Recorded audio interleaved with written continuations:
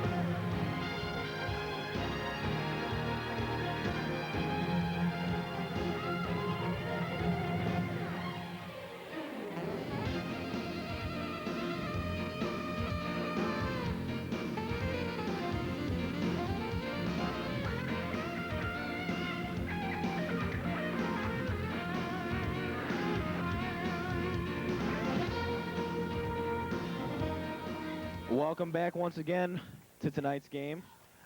Just a reminder, I am the one and only Andy Hartman, along with my tag team partner Dominic Pecora. And Dom, tonight, once again, the Vikings host Perry for the very last time in ICL play, because after this year, as we all know, or as maybe most of our viewers don't know, that the ICL is dissolving after this year, and this will be the very last time that we play Perry in football. That's true. Perry will be moving on to another conference, with the Vikings introducing new opponents next year, such as Lansing Catholic Central. So the last time the Ramblers will actually step foot in Viking Stadium. And we get set here for the kickoff. The Ramblers will receive as number 57 for the Vikings. Or excuse me, I'm sorry. Number 52, Brandon Zilch gets set for the kickoff. Should be an exciting game tonight. We are happy to bring it to you here live on TV 25. As we said earlier, Dom, this is a very big game. As you said, a momentum springboard for the Vikings. Absolutely. There's the kickoff. Zilch kicks it out about the 31-yard line. There's a flag thrown on the field. It's going to be procedure against the Vikings, and Perry will probably take over here at the 35 or 40-yard line. I just think Zilch was going for a squib there. He's been known to do that, and he's very good at it, except in that case right there, he just kicked it a little too much. I think, Andy, you're going to want to see tonight the Viking defense wants to force a turnover early. The offense has not been able to sustain a full drive down the field on very many occasions so far this season. Maybe if they get a turnover, they can kind of take Perry out of the game. and cash in early on a touchdown. Well, we're going to find out here very early here is number 34 for the Ramblers. Abe Cross will be the one taking over for the quarterback duties. And I don't know a whole lot about this kid, but me and you, we were watching warm up, and he seems like he's not afraid to throw the ball. I mean, he's got a good arm and good size, so we'll see what happens here. He does have the speed, too, Andy. We saw him rolling out. Be anxious to see whether head coach David Myron want to use that. So it'll be 1st and 10 here for the Ramblers as they line up. And an off-center eye, something the Vikings probably haven't seen too much this year, Dom.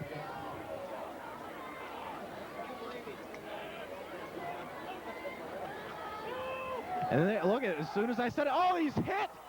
And they're going to call it a fumble? They do call it a fumble, recovered by the Vikings. Number 40, Isaiah Mims, then on the sack, forces the fumble, and we talked about it, the early turnover. Let's see if the Vikings could take advantage here. Andy, they're going to take over 1st and 10 on the Perry 28-yard line. And he was pretty much untouched there, Dom, as Isaiah Mims just came up and blindsided number 34, Abe Cross, forcing that fumble. Not too much Abe Cross could do there, as he did not see Isaiah Mims coming from the outside. Vikings will definitely take it, Andy, as they start out 1st and 10. They take it 1st and 10 here, and the Vikings are led by their quarterback, number 11, Matt Peterson. Looks like he's going to roll out and throw. Completes to number 28, Ryan Widner, and he's going to take it in. They call it, yes they do. That is a touchdown. Touchdown Vikings. 13 seconds into the game, Andy. Ryan Widener there on a little out pattern. Takes it all the way to the house. 2 plays and the Vikings score. You cannot ask for a better start, as we're going to take a look at the replay of first the fumble on the sack by Mims. As you see, Abe Cross unable to do a thing with the football, and the Vikings pounce on it, and 1 play later on offense, take it to the house, is now at 6-0 as we await the extra point. Something a little different there by Coach Otluski, throwing the ball this early. You know, usually Viking teams in the past have liked to establish a run. As Zilch misses the extra point attempt. Rare miss by Zilch there, as it just went wide left. Nevertheless, Andy, Vikings jump out early here with a 6-0 lead. We are only 13 seconds into this young football game.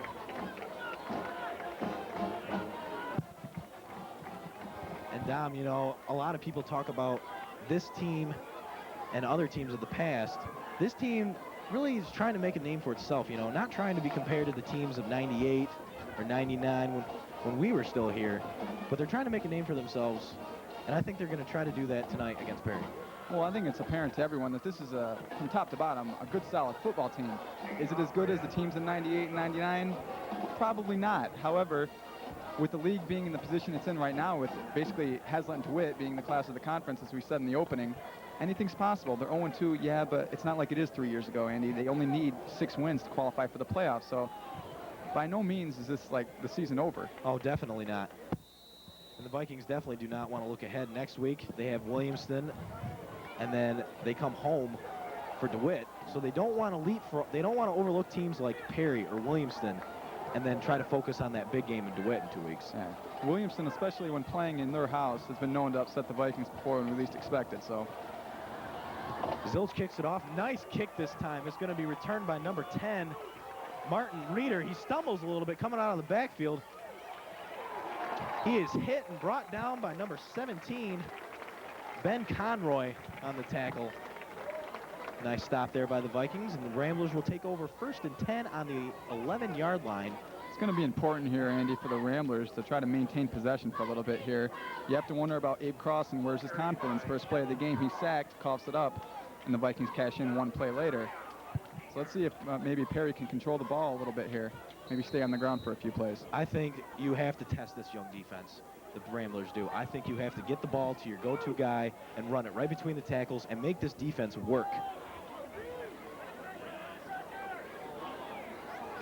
Cross is going to hand it off there to number 40, Kendall Strachan. Take a look at the replay of the deep kick by Brandon Zilch. As you see, it's retrieved by Strachan at the 3, stumbles a bit, finds his footing. However, many Vikings waiting for him. at the 19-yard line. He was lucky his knee didn't go down right there, Dom. That would Very have been true. a heartbreaker. I like the look of this Strachan kid, though. He looks big. He looks powerful. They just probably need to get him the ball more.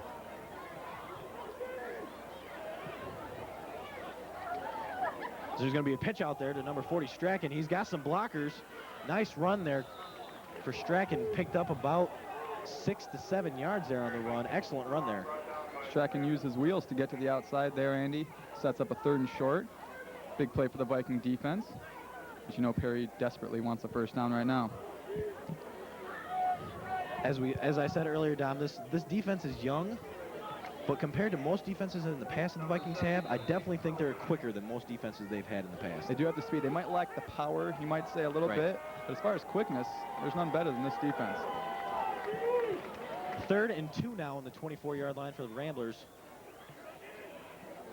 This cross is going to hand it off there to number 22, Derek Brooks, and I think he's got the first down there, Dom. Brooks there hurdled over. I believe he did get past that first down marker as crossed with the fake. Had the Viking defense a little flat-footed, and Perry has their first down of the game. I think that threw him off there, too, a little bit. Brooks is 5'6", 180 pounds. Maybe they were Viking defense thought they were going to give it to their big guy. And Strachan, who's 6'1", 180, that time they caught him off guard. Change of pace with Brooks, and it turns out to be effective for the Ramblers. 1st and 10 on the 28-yard line here for the Ramblers.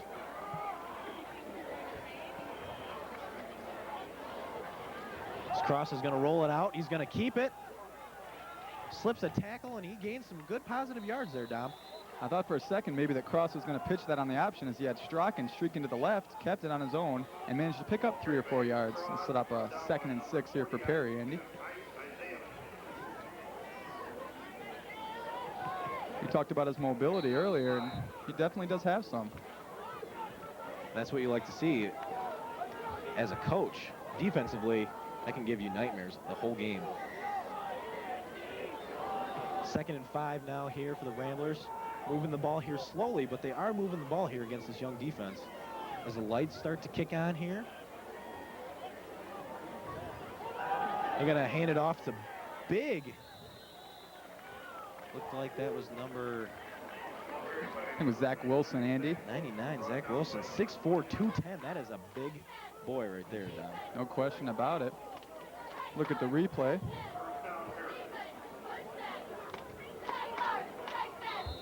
As you see, Abe crossed the long count so far tonight.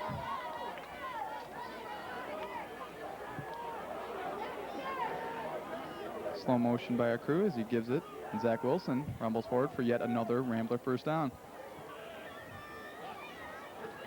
Oh, Cross runs into his own man, still bounces off of him, and he's going to pitch it out to Strzok. Oh, what a hit by number 10, Mike Pritchard.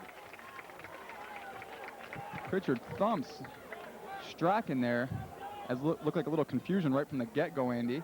Strachan received the pitch when it was pretty much too late for him to do anything with the ball. Not too... Oh, I'm sorry, Dom, go ahead. They set up a 3rd and long now for Perry, and now they'll have to see him go to the air again as they've stuck with straight running play since the opening fumble. I was going to say, they're number 10, Mike Pritchard, not too bad for playing golf the last few years. Not bad at all.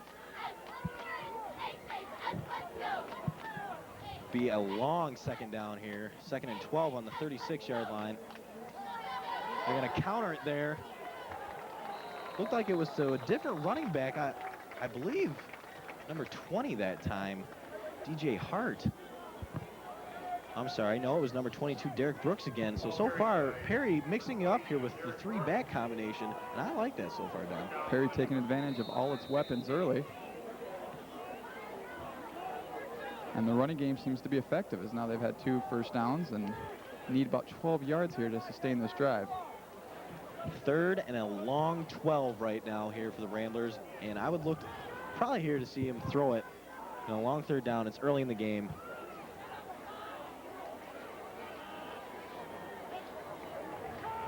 This cross is he's gonna be, it's almost picked off by number 21, Matt Harney.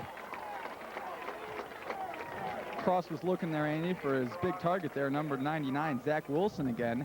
He had him open right at midfield, however, overthrew it and led to the near Viking turnover as Matt Harney nearly picked that one off. And Perry will be forced to punt here with a 4th and 12 coming up. Regardless, the Vikings are going to get great field position from this punt down.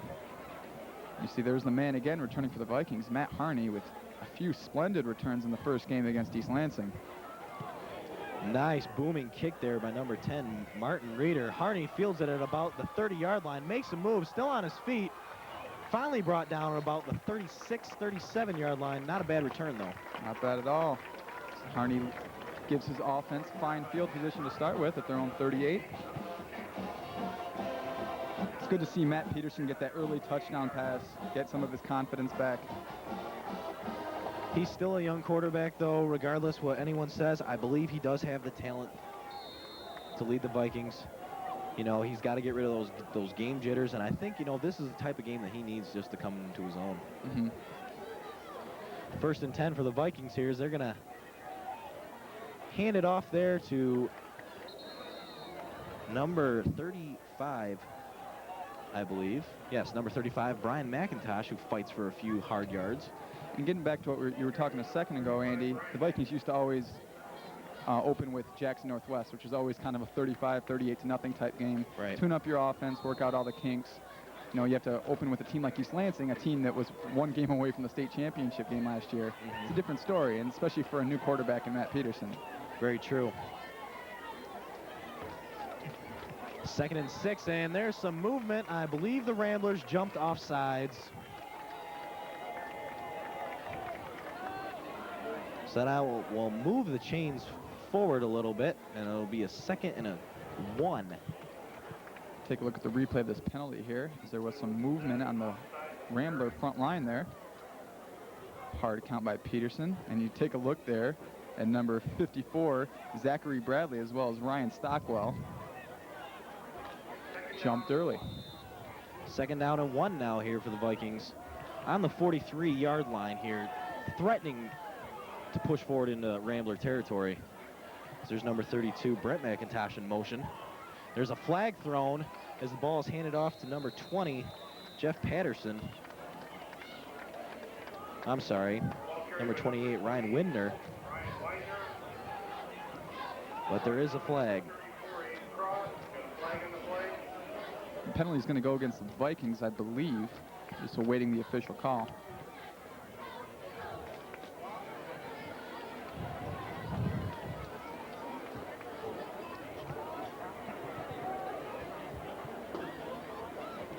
Take a look at the Perry defense. It's going to be an illegal shift, Andy, against the Vikings. And that'll negate the Perry penalty. So that'll push him back here, Dom. And so far, the last 2 plays have resulted in penalties for both sides. So we'll take over here again, a 2nd and 5 here.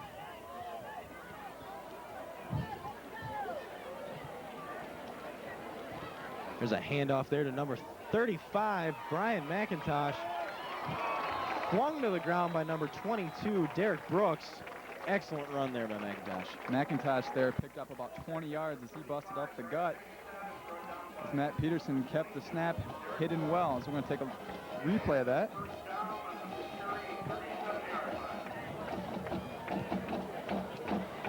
As you see Peterson continue with the fakes. One of the biggest components of the wing T offense. And Brian McIntosh with clear sailing up to the Perry 37, and the Vikings will have it now 1st and 10.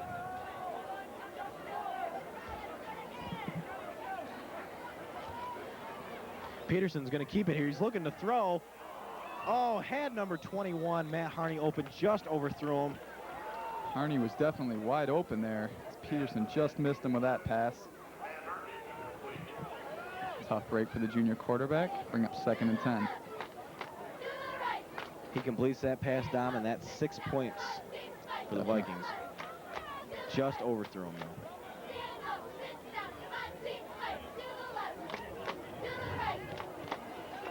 So that'll bring up 2nd and 10 now on the 37-yard line. We're at 5 minutes and 29 seconds here in the first quarter. The Vikings lead 6-0 right now. Looking to add on some more. There's going to be a handoff to number 32, Brent McIntosh. He's got a lead blocker there, number 77, Mike Marlia. McIntosh there, Andy, seemed to trip on his own man. He might have had a little bit more running room up the left sideline. Still manages to pick up about 9 yards on the play. Bring up third and short, rather.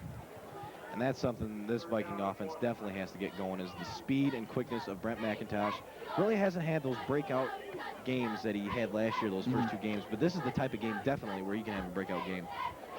Against the inexperienced Perry defense that yielded 45 points to DeWitt last week, this does seem like the prime game for McIntosh to break out. They'll bring up 3rd and 1 on the 32-yard line. They're going to give it back to McIntosh. He's got some speed. He's got some running room. Excellent run there by McIntosh. Brent McIntosh, the older brother, now picks up 20 yards, and then I'll bring it to the Rambler 12. And the Vikings now in business here as they look to get up by 2 touchdowns here early.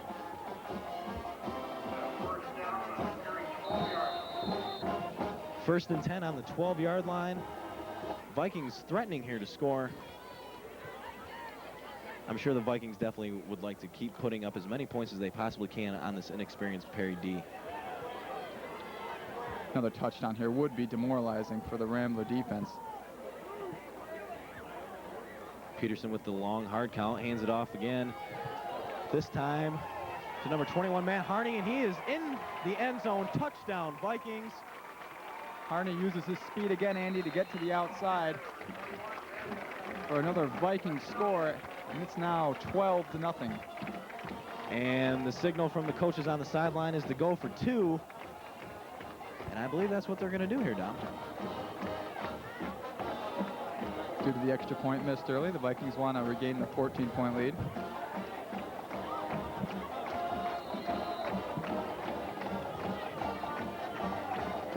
Take a look at Mac's run here. After the extra point, or after the 2-point conversion attempt, rather.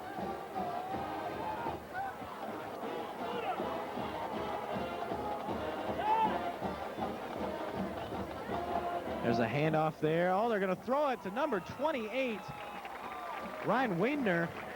Perfectly executed 2-point conversion, Andy. We're going to take a look at the first Brent McIntosh's run. It brought the Vikings deep into Perry territory, down to the 12-yard line. You see he sheds a couple tacklers. Finally taken down by number 22, Derek Brooks. Now we're going to look at the Harney touchdown as he just beat Derek Brooks to the right corner of the end zone. 6 points. And right now we are going to throw it down to Tammy Coates, who's down on the sidelines. Tammy? Thanks, Tom and Andy. I'm here with Sean Rutherford and Scott Allen. Sean, how's the season looked so far? Oh, the season has gone terrific so far. We are we have been ranked in the top 10 in the state all year. We're currently, I believe, 7. And we won the Eastern Best Ball last Wednesday, and we defeated Perry yesterday. And we have a new addition to our team, Scott Allen, and he hits the long ball. Scott, what do you guys have coming up? We have a tournament in Adrian. It's our last tournament before our league meet. And we have a big match against DeWitt, and that's going to decide the league for us on whether or not we win the regular season. That's guys golf. Back to you guys in the studio. Thanks, Tammy, for that in-depth look at men's golf. As there's a kickoff there returned by number 40, Kendall Strachan. He is brought down by a host of Vikings, led by number 62, Danny Bird. Were you a golfer? Not so much. Okay, just had to ask. I'd like to see the Perry offense here. Now Abe Cross coming out. They seem to maybe have a potential drive starting up last time, Andy. Of course, ended in the punt, as they were unable to convert that 3rd and long.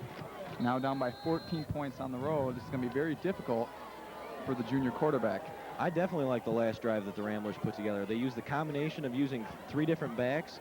Cross has the ability to throw. They just couldn't put it together last series. Let's see if they can do it this series. 1st and 10 on the 27. They're going to hand it off to number 40, Kendall Strachan. He's pretty much stuffed at the line. Maybe a yard there for Strachan as the Viking defense snuffed that one out pretty good. Be 2nd and 9 now. And you're right, Andy. They used Derek Brooks as well as number 99, Zach Wilson. as well as Strachan. So Perry with a lot of options offensively. 2nd and 8 now on the 30-yard line. Ramblers need to get something going here, Dom. This is the time to do it, still early in the first quarter.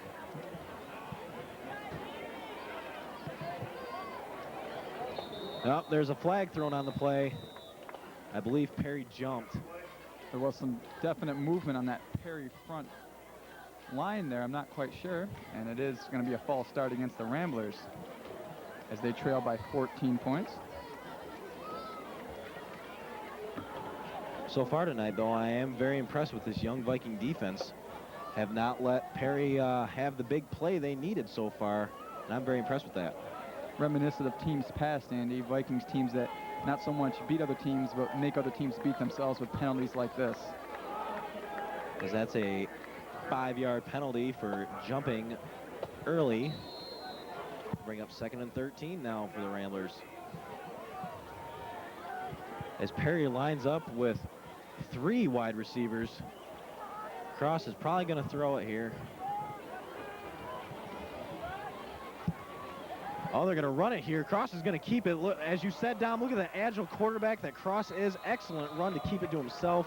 Confusing the Viking defense with the shotgun formation there and 2 receivers split out to the right. He keeps it on the option there. Thought he might have pitched it to Strachan, but he had open field up ahead. And now brings up a 3rd and 3. Good call there by David Myron.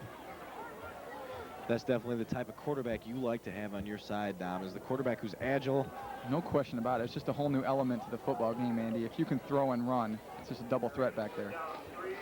Be 3rd down and 3. Another big 3rd down here for the Ramblers as well as the Vikings.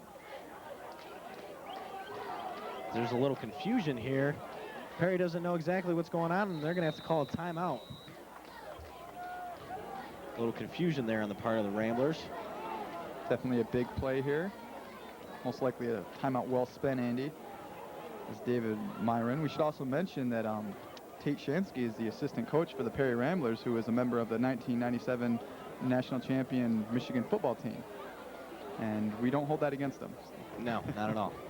And also, I'd like to mention that the JV football team posted another win last night, improving their record to 3-0, led by tight end, converted to quarterback now, Kelvin Hissong, Dom. And I've had the opportunity to watch this kid throw, and he's definitely the future for the Vikings. You said Hissong came in that game against East Lansing and helped them overcome a 22-point deficit? That's correct. And also, his father, Kenny Hissong, also coaches youth football, and he's been doing that for 10 years now, and he's very excited about this upcoming season, and they should be pretty good. I would recommend everyone to get out and support youth football if they can. Absolutely. So after the timeout, it'll be 3rd and 3 on the 35-yard line. Ramblers looking to throw something together here as they trail 14-0 here with 2:58 to go in the first quarter. Cross is back in the shotgun. Looks like he's going to throw here. He's thinking about throwing. He's going to keep it. And the momentum threw him across. And I believe he's got that first down being tackled with the momentum. Once again with a shotgun formation, Cross uses his legs to propel the Ramblers to a first down. I like what Perry's doing right now here. I wouldn't be surprised if they try something to fool the Vikings now, that same formation, and actually throw the ball this time. That would definitely probably pull them off guard. Very true, and what they're doing, they're just keeping the Viking defense honest. They can't key so much on the run, and they've proven that they have 3 viable options in the backfield. And when you have a quarterback who lines up in the shotgun who can take it to the outside, it makes you all the more better. That is correct. So another first down for the Ramblers. 1st and 10 on the 39-yard line. Cross is going to give it to number 40, Strachan. There's a flag thrown. Might see a hold there on the Rambler offensive line as we await the call.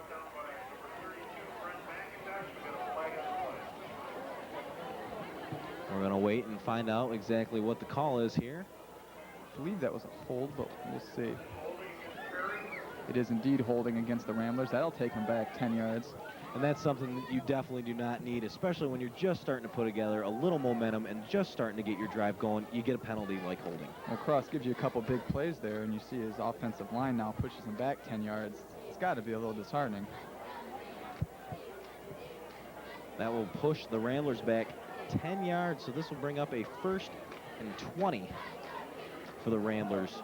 as they mark it up. Well, run it off. I thought they were going to mark it off, but he's going to run it off. Whatever.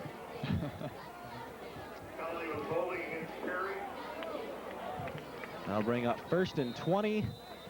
And there is a timeout called by the Vikings. Maybe a little confusion there, maybe trying to give their guys a little breather. I'm not entirely sure. Cross has had the defense running around, Andy, and now with 20 yards necessary to pick up the first down, Coach Otluski, I'm sure, wants to talk to his defense, try to pin the Ramblers back here, not give them too much more. Watching this young quarterback Cross, he kind of gives me the same kind of vibe of maybe someone of a Tim Crouch kind of. I mean, not to say to put them in the same boat, but they both have the ability to throw and they both have the ability to run on you when they need it, and that can definitely hurt you in the long run. Makes the defense have to be that much more aware, and makes it real tough and takes a lot out of you as you see the Vikings defense searching for water near the sideline on your bottom of your television. As you look in your upper right-hand corner, check out that new graphic. Bryantown at his best right there. Very nice. Cheerleaders. Had a lot of cheerleaders this year. Something that I don't remember us ever having was a lot of cheerleaders. So that's good to see a bunch of girls coming out and supporting the Vikings. An increased number, given the 3 cheerleaders I believe we had. Yeah, I believe that is correct. You know, it doesn't seem like it was that long ago, but now 1st and 20 for Perry. as you take a shot look there at the band there for a moment, as the new bleachers were put in to accommodate the band, as well as the student section has been moved down. Something new, and Cross is going to get back to throw. Oh, almost picked off. It's tipped by number 62, Danny Bird, and then number 21, Matt Harney, almost got the deflection. Cross has got to watch himself, and he threw that directly into double coverage there, and there's going to be another holding penalty against Perry. So a drive that started out promising, as we spoke about, is now becoming a little ridiculous. This is going to bring up second and a long ways. Depending on how long they take this back, it might be 2nd and 30. You know, when you look at a player like Cross, you know, you think, you know, you say to yourself, you know, he's the type of guy that's looking at his, looking at his receiver. Well, yeah, that's what quarterbacks do. I think a lot of people fail to realize that. That's what you do. You look at where you're going to throw. You look at your receiver. So he's that type of quarterback, but I believe that he just needs to settle down. He's just a little, I think he's just a little nervous right now still.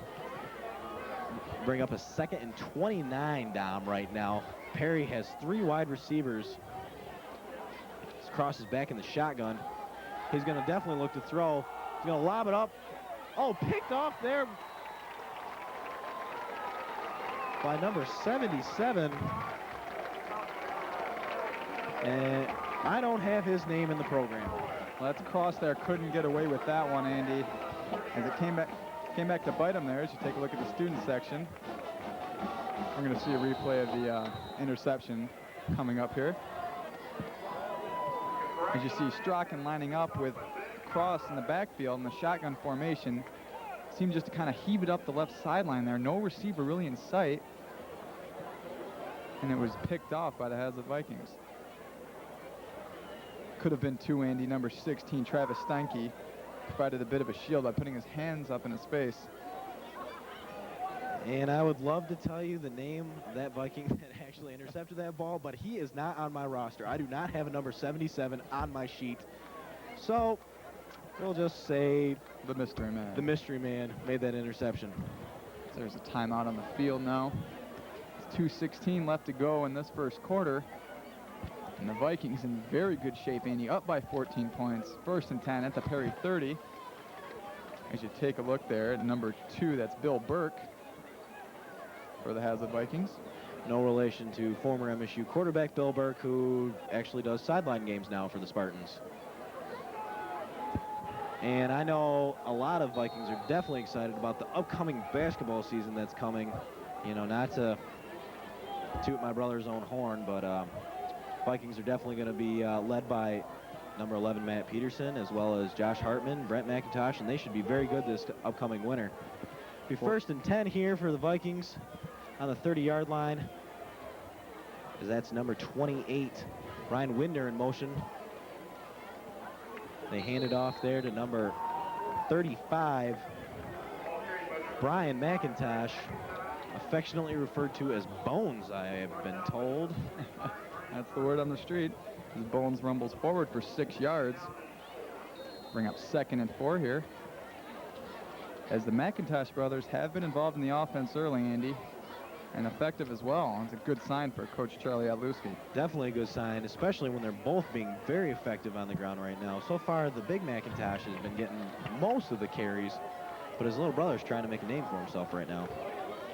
2nd and 5 here on the 25-yard line. As there's a pass out to the flat to number 32, Brent McIntosh. He's going to be tackled about the 1-yard line. I thought they gave that to him because of the momentum. One of the many attributes, Andy, that leads to a great running back is someone who can also receive and get open in the flat. And that's what Brent McIntosh did there, is he was just stopped short of a touchdown. And I think it's safe to say he's going to get at least one opportunity here, as the Vikings sitting pretty now, 1st and goal at the 1-yard line. Well, you got to give the ball to your go-to guy, and right now it's Brent McIntosh. You got to give the ball to him to punch it in for 6. 1st and 1 on the 1. We're down to 1:09 here in the first quarter. Haslett already enjoying a 14-0 lead. There's number 28 again in motion, Ryan Widner, and there's a flag thrown.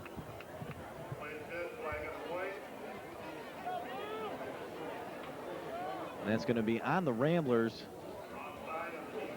Perry seems a little anxious to cross the line of scrimmage so far in the first quarter. If they commit another penalty, that'll just be half the distance to the goal. As we are under a minute now here in the first quarter.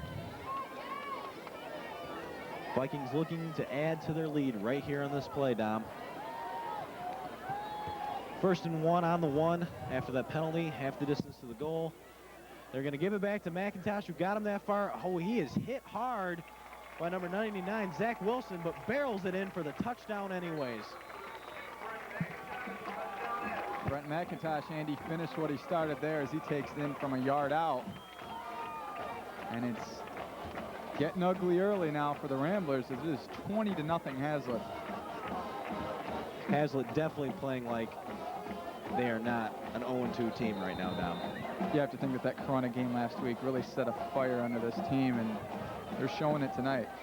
So they now have a 3-touchdown lead, as Zilch looks to cap it off with an extra point here. Zilch kicks it, it's up, and he missed it wide right, and that is 2 extra points he has missed tonight. And you definitely can't do that. We're going to take a look at the replay of the touchdown here. As you see, McIntosh off tackle there to the outside. Good block there by number 77 for the Vikings. And that's Brent McIntosh rumbles in, and it's now 20-0. And Andy, wide left and wide right. Brendan Zilch now missing 2 extra points. Having a tough time early tonight, usually automatic. Well, if that's the biggest problem they have tonight, I think the Vikings will be okay. They might just survive that tonight. However, you want to always get the kicking game in order.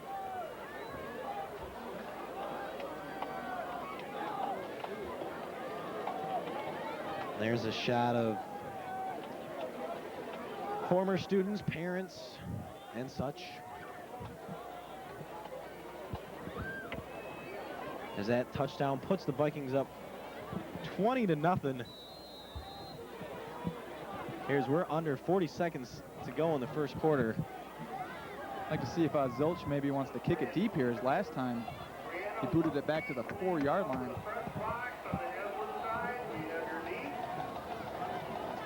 Zilch gets set here to kick it off. Booming kick this time. Another great kick, and it's going to be returned there by the Ramblers, number 40, Kendall Strachan. He gets up to about the 27-yard line. Not a bad return there for Strachan. Not bad at all, as he returned that 22 yards up to the up to the Ramblers' own 28-yard line.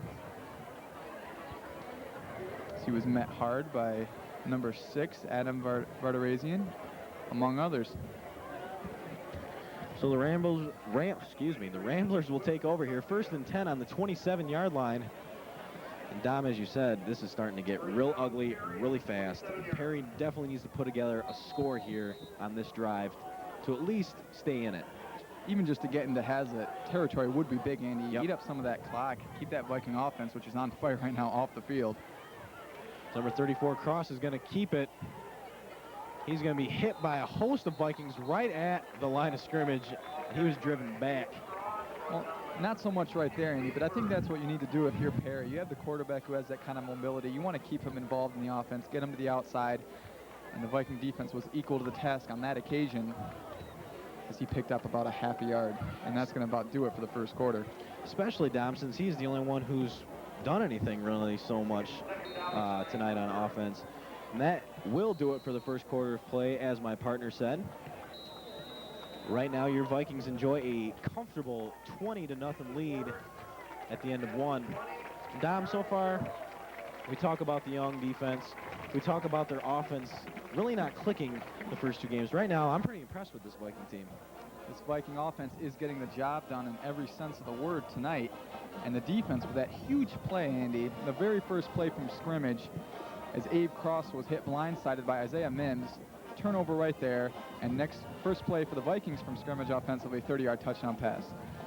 So you look at that, you get on the board early, gives the whole team a lift right off the bat, as opposed to the East Lansing when you were just kind of struggling along, trailing 9-0 at halftime, and Corunna last week, a game which the Vikings never really got on track and eventually fell 27-13. So a different team tonight. Obviously, they're playing a different team, which we should not forget.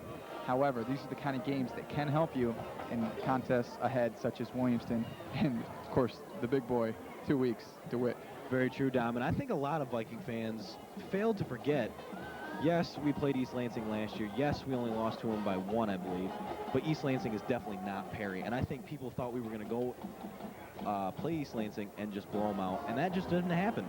And I think a lot of people just pretty much there was estimated. There was a lot of hype in that game, too. The paper predicting our victory and so-called revenge game. So it'll be 2nd and 9 now here for the Ramblers. Cross is going to hand it off there. Wilson again, Andy. It's the big boy. And I don't understand why they don't stick to him and Cross, because those two definitely are moving the ball. I believe that's Wilson's second run, more than 7 yards there. It's going to be 3rd and 2 for the Ramblers.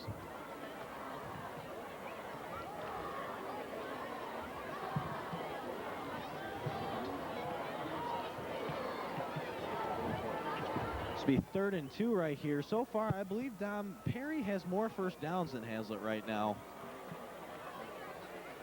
As they're going to hand it off again to the big boy, number 99, Zach Wilson, and I think he might be short. It's going to be close here. Nope, they're going to give it to him. Another Perry Rambler first down. That is a huge play for the Ramblers, Andy. Coach Myron has to be pleased with that, as his team's able to energize a first down here, get his offense going as they approach the 40-yard line of Haslett.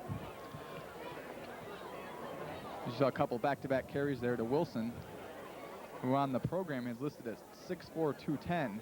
That's bigger than me. Might be shortening him about 25 pounds. Definitely. Be 1st and 10 here on the 37-yard line. And what are you smiling at? For the reading impaired, that's welcome to Viking country. Oh, there's a jump. Looks like that was number 55, Nick King, for the Vikings, who jumped. And that'll give 5 yards to the Ramblers. King in a bit of a hurry there. Seemed just kind of lean in and lined up in the neutral zone. And he's going to get called for that every single time. So 5 yards given to the Ramblers.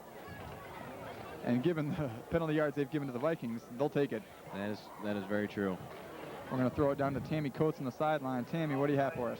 Thanks, Tom and Andy. I'm here with Varsity Boys Soccer, Rob, Dave, and Mike. Rob, what have you guys been doing this summer? We went up to Camp Leelanau, do some fitness work to get in shape for the season, and doing some fitness when we got back, too.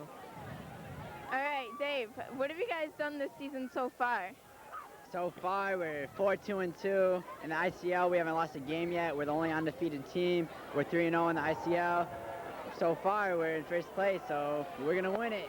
That sounds great. Mike, what do you guys have next week?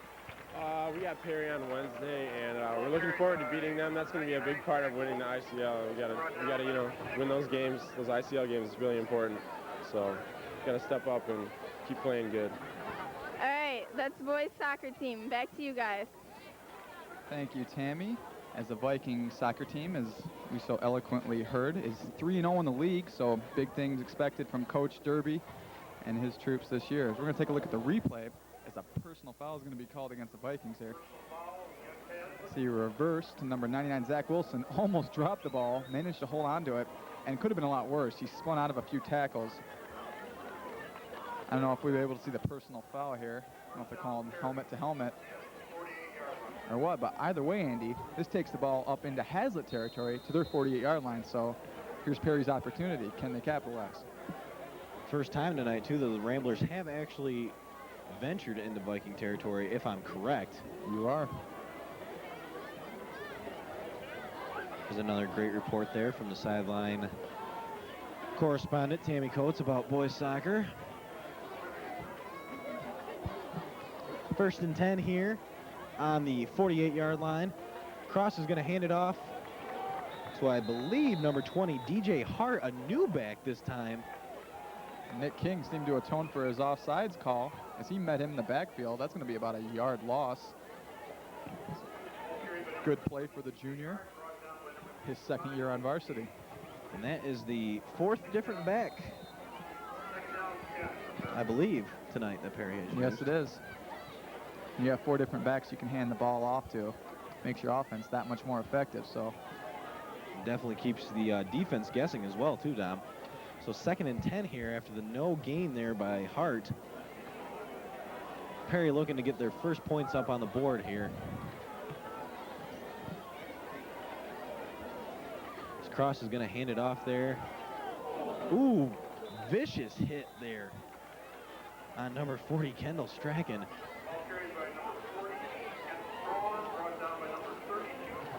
Taken down by number 32, Brent McIntosh there. What a vicious hit that was. McIntosh crunched him as Strachan was able to pick up about 2 or 3 yards. It's going to set up a big 3rd and 7 for the Rambler offense. Let's see if Coach Myron for the Rambler is going to want to roll out cross here, maybe hit one of his running backs or receiver in the flat. I'd keep it on the ground if I was Perry. I would have cross run an option or some kind of bootleg here, but that's just me. Vikings stacking on the line here, Andy.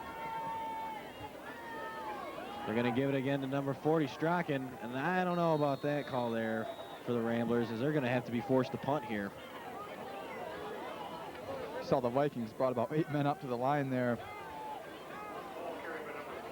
That ball was carried by number 40, Kenny Strachan. He's probably gotten a majority of the carries for the Rambler backfield. They might be going for it here, Andy, and hey, why not? You know, you're down 20 points, 7 minutes to go. So we're going to have, I think, a timeout called here. And the Vikings take another timeout. Coach Otluski, you can hear him on the sideline calling for his number one defense out there as a big play. The Vikings can force any kind of turnover on downs or turnover in general. It would be huge here. Since they already have 2 tonight, you know, might as well add to their total if they possibly can, Dom. Well, you know, if Perry can maybe punch one in here before the half, Andy, that would be a big boost for them, big boost of confidence, especially for Abe Cross. Well, yeah, especially since the Vikings do get the ball in the second half, too. You know, if they can get a score in, you know, kick the ball off second half, maybe get a stop, and then get the ball back, you know, that'll build some momentum for this Perry team. Anything can happen. However, 5 yards remains between them and a first down, so we'll see what happens as the Vikings spend their second time out of the half. Take a look at Blair Dunkel walking towards the camera down there. As he's looking to get back to action in the coming weeks. So big play here, first big play of the night, Andy. I like it. I think it's gutsy. Oh, no question about it. I like it. So 4th and 5 now, and you know, on this type of situation, Dom, you have to throw. You can't rely on scraping together 5 yards with your big backs. True. That said, though, Andy, I wouldn't hesitate to roll across out, as that's where they seem to be most effective. Oh, and he's going to be pretty much just slammed in the backfield there. Again by number 77, and what do you know, once again, I do not have his name. I believe that's Nick Irwin, Andy. We finally got word on that. Nick Irwin with a big play on defense there. So we're going to take a look at the replay. As we talked about, Cross did try to roll out, but Nick Irwin wanted nothing of that. A little technical difficulties there, we're sorry. Irwin meets him in the backfield, and the Vikings now will take over in great shape, close to midfield, up by 20, midway through the second quarter. I like that call, though. It's a good You call. know, you're down by 3. You know, you got to try something, especially with these young guys. You got to try something. I don't question the call. It's just the end result, obviously, is disappointing for David Myron. Peterson rolls out and completes it to number 9, Matt Nelson, probably their best receiver right there. Matt Nelson, it's kind of an enigma to me, Andy. I saw this guy in the final drive against East Lansing 2 weeks ago, and it was just kind of a steady diet of him the whole drive down. Led to the Vikings only score of the game. He's got height, he's got speed, he's got hands. I really don't know why Coach Haslett doesn't use him more in this offense. Well, as me and you both know, this is the wing T, and the wing T is pretty much primarily centered on running the ball. But like you said, you know, if you can't get the run established, why not hit someone like Nelson out in the flat more often? Regardless, it'll be a 1st and 10 for the Vikings as 32. Brent McIntosh is in motion. They're going to hand it off to number 28, Ryan Wiedner, and there's a flag thrown on the play. And it is going to be, is that a legal I shift? believe it's a legal motion or legal shift. I'm not sure. We're going to go down to Tammy Coates on the sideline. Tammy, what do you have for us? Thanks, Tom and Andy. I'm here with seniors Lindsay Bush and Carolyn Sharp. Girls, what did you guys do for this year? I mean, like, what's different about your senior year? Well, pretty much everything's different. We get to make cool shirts to say seniors on. And I don't know, it's a lot of fun being a senior. It's our last year, so we're trying to suck it up. And we're ready to get out of here. yeah, that's for sure. We're having fun. Go Haslett! All right, that sounds good. Back to you guys. All right, sweet. Thanks, Tammy. That was great. The Vikings now will have 1st and 15 after that penalty, Andy. I remember those days of being a senior. Oh, there's a fumble on the play. The ball's still loose. I think Perry's got it. I think 83, Ryan Straight, might have fallen on that, and he does. And the Ramblers come back with a turnover of their own. That's something that has been talked about the first 2 games of the season is Matt Peterson not being able to handle the snap in some situations. That play right there shows exactly what most of the critics of Haslett have had to say so far this year right there. It's tough, Andy, and those are the kind of fumbles that you really hate to see. It's one thing if it's your running back trying to break it to the outside, gets stripped, receiver over the middle gets hit, ball cuffs out. When you see the drop snap like that and it just gets kicked ahead, you just got to grimace if you're Coach Haslett. As now Perry, who seemed dead in the water, now has a little bit of life again. Be 1st and 10 here on the 43-yard line for the Ramblers here, trying to get some momentum off that turnover. There's going to be a handoff there to number 40, Kendall Straken, and he was one guy away from scoring. There was clear sailing if he gets by Matt Harney there, who was holding on for dear life. As he saved a touchdown there. And that'll bring up, after a gain of 9, bring up second down and a very short one. Nope, they're calling it a 1st down. Once again, another 1st down for the Ramblers, Dom, and they have had a boatload of 1st downs tonight, but still the big goose egg is up on the board. That's true. 1st downs are a great stat until you realize you haven't scored any points. Very true. 1st and 10 on the 46-yard line here. The Ramblers trying to keep the momentum going here.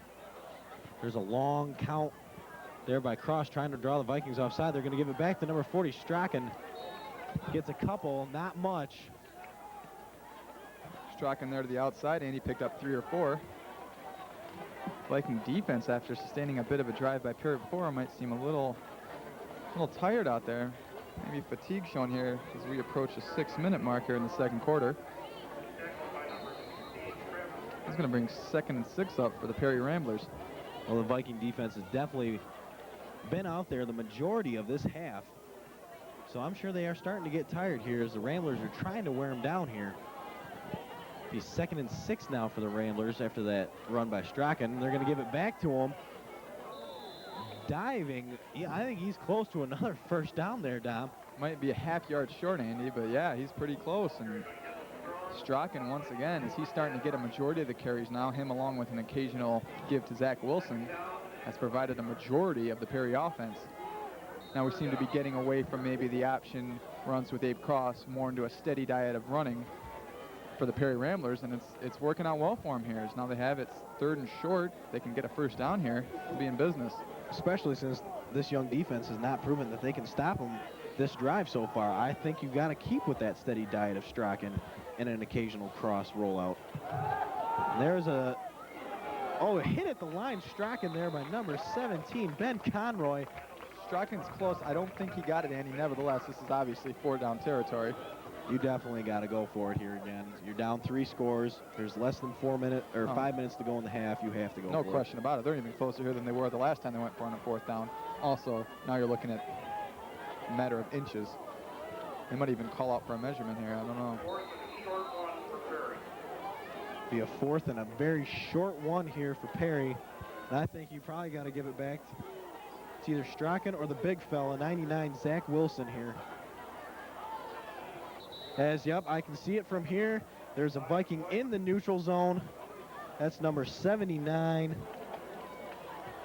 Well, I'm not entirely sure. I think it was, actually, Andy, I think that was 25, Nick Yvonne. Oh, I'm sorry, that's right. That's right, number 25. I could see it from up here. He was way over in the neutral zone, Dom. Even me and you, from our point of view, could see it. That means definitely the ref is going to see it. Ball directly lined up with us, Andy, and Yvonne there. Tough break for the Vikings. Lines up in the neutral zone and doesn't even make Perry work for that 4th down conversion, as now they have it 1st and 10 at the Vikings 32. They're getting deep into Viking territory. And how great would it feel for this Perry offense to punch one in this drive? After the turnover, no question about it. Vikings look to go up by 4 touchdowns before halftime. Now they're backing up in their own territory. There's a handoff to number 22, Derek Brooks, and he is brought right down in the backfield, I believe, by number 56, Devin Foote, leading the way for the Vikings. And honestly, I'd like to know how he can see with all that hair underneath that helmet. That is a bushel of hair he's carrying underneath that helmet, no question about it. Be 2nd and 10 here now for the Ramblers on the 32-yard line. And I think definitely on this drive, Dom, you got to come away with something. Either a touchdown or maybe attempt even the field goal. I don't know their field goal kicker's range, but you got to try to come away with something here. To come away with no points here might just take Perry out of the game. There's going to be a pitch out to number 40, Strachan. He's got some running room. There's another flag thrown as he's taken down by number 32, Brett McIntosh. It's either going to be a face mask against Haslett or a holding call against Perry. So we await the official word.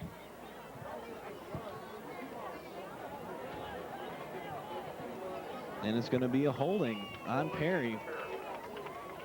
That's heartbreaking. Once again, Perry establishing something. They get another dumb penalty called out. They hurt themselves with those, Andy. And holding especially. That's 10 yards you're giving away on a drive like this. So we have now 3 minutes and change left in the 2nd quarter.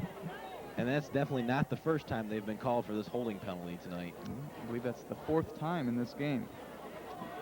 So that definitely, they're shooting themselves in the foot right now, to put it bluntly.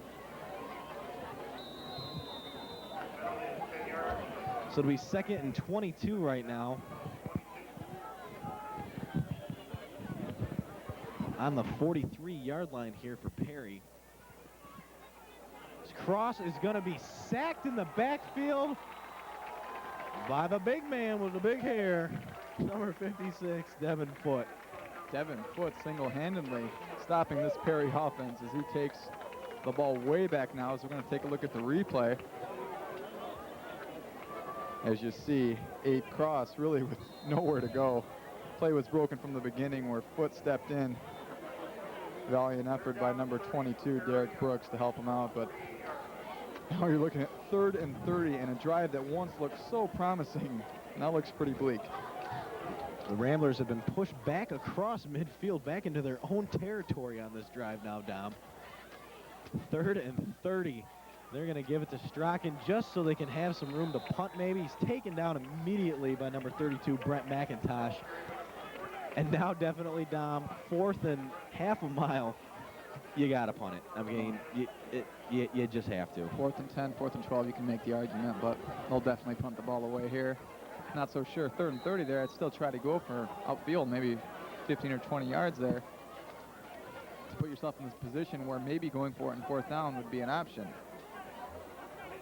However, Coach Myron chose another route, and now his team will be forced to punt with Matt Harney deep, standing at the Viking 20-yard line. There's a kick right at Harney. He's going to field it at about the 17. He's got a little, oh, there's going to be a flag thrown there. Harney, what a great return, but there's going to be a flag thrown there, and I believe they're going to call a clip. Yeah, they're going to get Stanky for a clip there. That was a great block there by Stanky, and they're going to call a clip on that. Look pretty reasonable, and the Viking crowd here is voicing their displeasure as Coach Boris throws his hat. Oh, and there's we'll probably add another 15 there. There's another flag thrown on for unsportsmanlike. That block looked halfway decent. I have to see it again to be sure, but negating a return by Harney, they would have put the Vikings at midfield. That is definitely going to back up the Vikings. As Coach Port's hat went sailing into the crowd, I got a kick out of it. I thought it was great. He's got reason to argue, I think. I don't think that was a clip at all. We'll see if we can get a replay pretty soon here, but you see the referee having some words with Abe Cross. I definitely believe he's got a reason to be vocal about his case, because Travis Stanky just put a great hit on the Perry defender, and I believe I'm with Coach Port on this call. I definitely believe that the Vikings are being robbed here. We're going to take a look at the replay now, Andy, of the alleged clip. We'll see what we can see. No, that's not what they called. That was number 7. I think it was actually behind the play, the one that they called, which was on Stanky.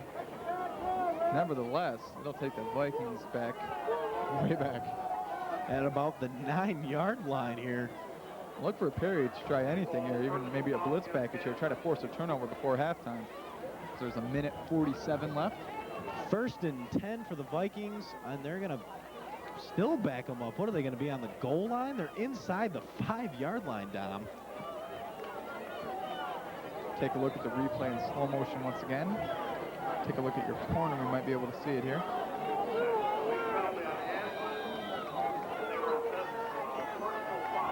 Yeah, you see the tail end of it there.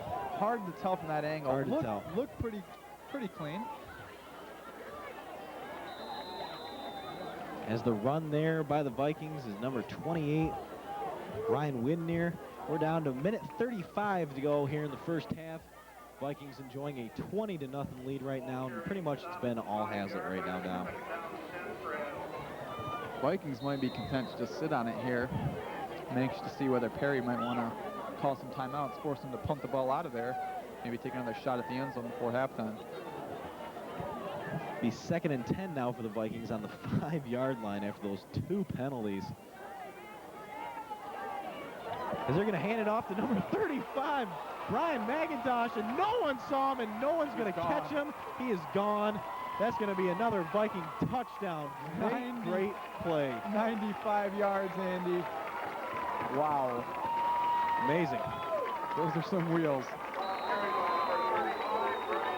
Brian McIntosh, the sophomore standout running back, just came out of a burl of players and had wide open field up the sideline and outran everyone to the end zone. And that's a stake in the heart for the Ramblers. Definitely. You figure on their own 5-yard line, the Vikings aren't going to go for too much. And McIntosh takes it 95 yards for the touchdown. That could pretty much do it here for the Ramblers. You know, you're down 4 scores. You're still in the first half, Dom, and right now it isn't looking too good for the old Perry Ramblers. Things sure seem back to normal here at Viking Stadium. 28-0 lead. So we close in on halftime here. Zilch is lining up here for the extra point attempt. Right down the middle. He got it. Good to see Zilch convert here. Increases the lead to 27-0 as we take a look at the tail end of the touchdown. As you see Brian McIntosh using that 4.3 speed, using every ounce of energy to take that to the house. There's no one within 8 yards, 9 yards of him on that rundown. He just broke free and he was gone. I like that combination right there. You know, with the older McIntosh, you have more so of the power running. The younger McIntosh, you have more of the speedster kind of running. Put those two together, that's a deadly combination for a backfield. Very true. So after the score, Haslett leads 27-0 here. We're inside a minute to go in the first half. Perry just wants to get something started here. They're playing pretty much for respect points right about now, Dom.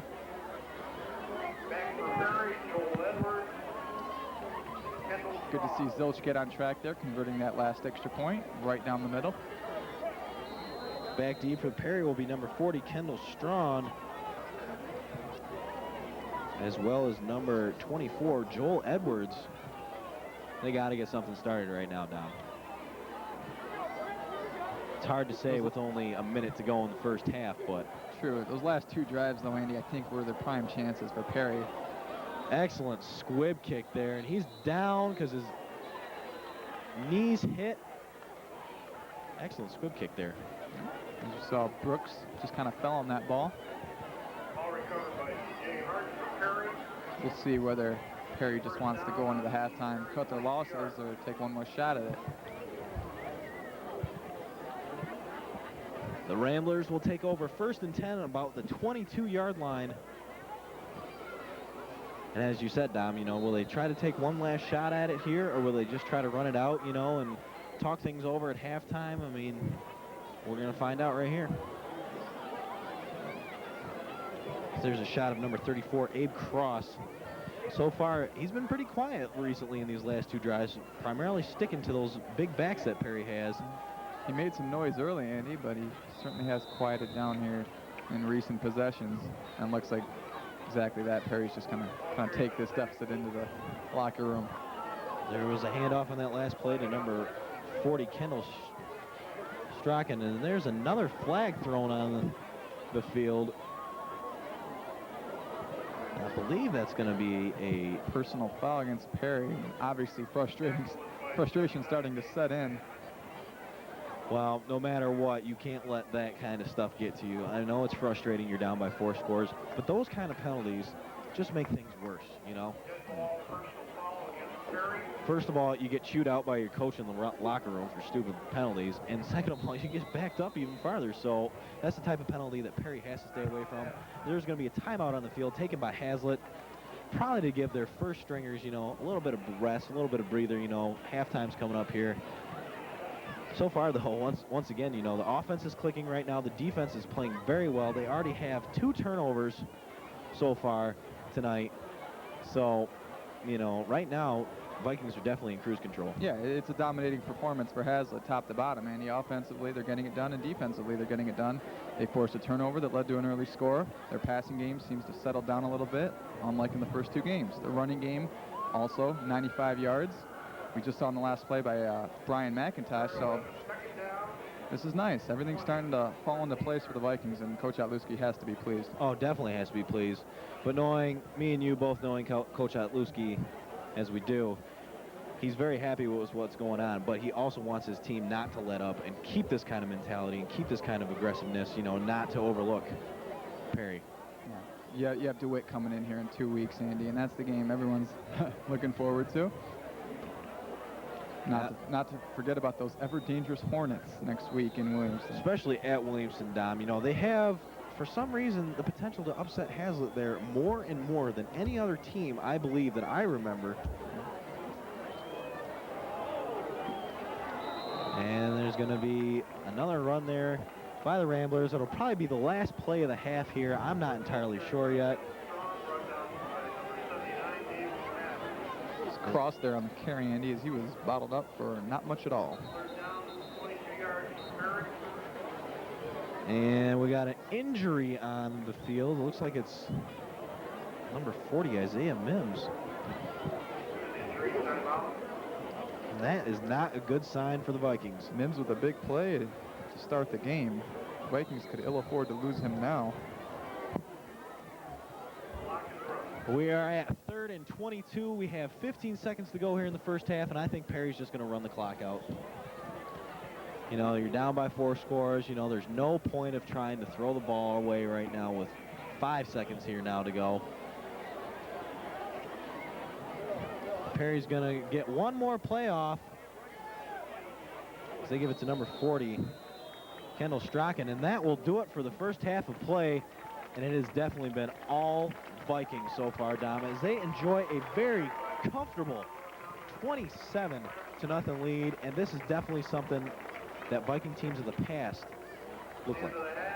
Take those weaker side, maybe not so much more weak, but not as talented crews such as the Stockbridges and the Perrys of the league. Right. And when they come to that Viking Stadium, the Vikings bowl all over them. And we've seen that so far tonight. Now with a 27-point lead going into halftime here, it's been a very impressive performance by Coach Otluski's team tonight. And I think you might see a couple of substitutions made to start the second half, maybe give some of his starters a rest.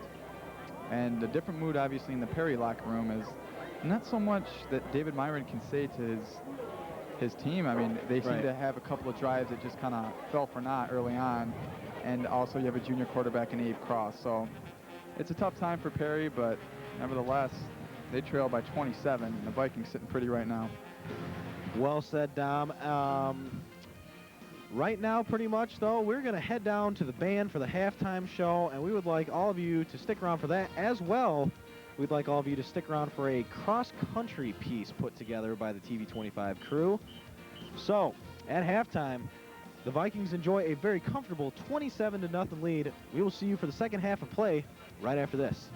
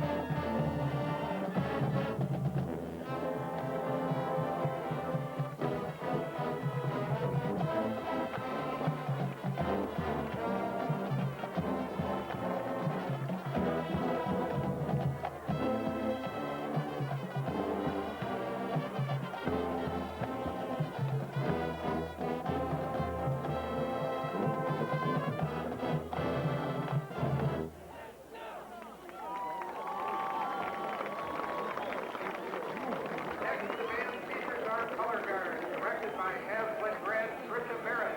Here is the dance tune, Mamba.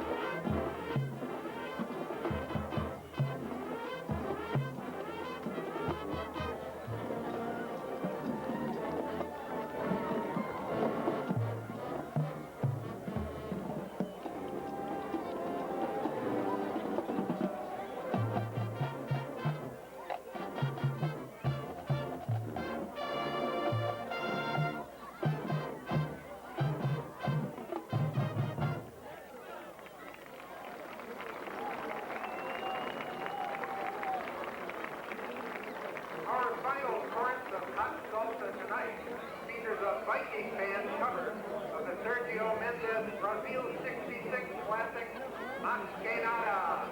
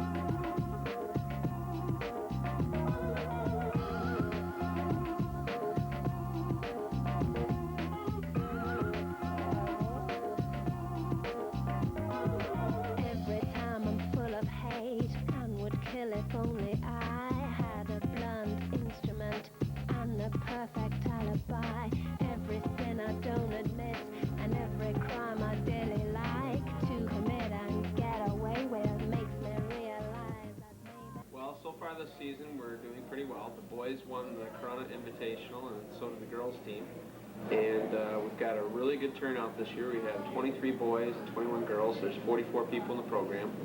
The guys finished third at the Bath Invitational out of 18 schools, and we were actually one of the small schools in that division.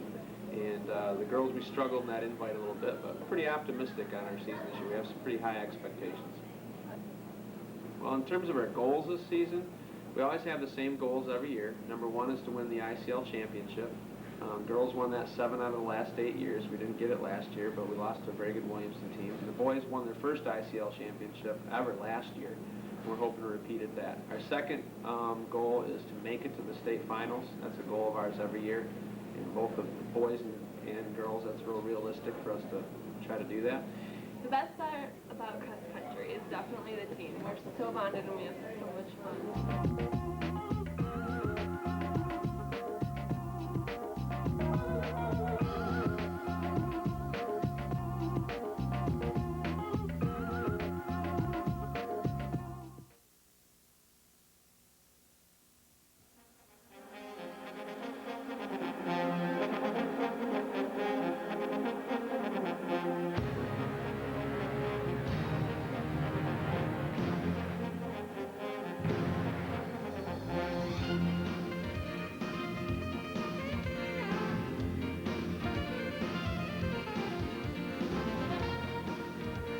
Welcome back, Viking fans, to the second half of play. So far, the Vikings enjoy a very comfortable 27-0 lead over the Ramblers of Perry. In case you joined us late, I am the one and only Andy Hartman, along with my tag team partner, Dominic Pecora. It feels good being back together, doesn't it? Absolutely. So, Dom, how about a few thoughts exactly on what the Vikings need to do to not overlook this Rambler offense or defense, for that matter, in order to keep this lead and to keep composure and not try to overlook this team and look ahead to next week's game? Well, basically, Andy, it's just going to be stick with the basics, as they've really had a hold on Abe Cross ever since early when he got a few breakout plays, as we talked about before the half. He's just been stagnant lately. The whole Rambler offense has just got to be disappointed right now. They had a couple of drives that were started and looked like maybe they were going to at least pin the Vikings back deep in their own territory, and they just fell short each time. And the Vikings, they've forced a turnover. They also had a near costly one of their own. However, Brian McIntosh's 95-yard touchdown run dispelled any notions of that hurting them. So basically just stick with what they've been doing. The Vikings are the better football team overall, and they played like it in the first half, and Perry just has played like an overmatched team. And I think that's what you're going to see in the second half as well. So the Vikings will receive to start the half, leading by 27. But as we talked about earlier, Dom, or as you talked about earlier, I like what the Ramblers did in the first half with their quarterback, with Cross, and then the balance between giving it to Strachan and then to Wilson. I think in order for them to at least put something up on the board, they need to continue with this kind of attack. You know, maybe give Cross a little bit more time to throw, you know, because we haven't really seen him open it up and throw it downfield tonight. I think maybe in order for them to get back into this game, they have to be able to do that. It's been about 2 or 3 passes for Cross, and we talked about it, as you said. They seem to be most effective when they're using their 3 backs and they're using their quarterback and trying to spread the Viking defense out, running right and running left, and they've just kind of gotten away from that. They've been successful a couple of times, mind you, with Zach Wilson up the middle as well as Strachan. However, I mean, we saw it. They seem to be more successful when they like to move the ball to the outside.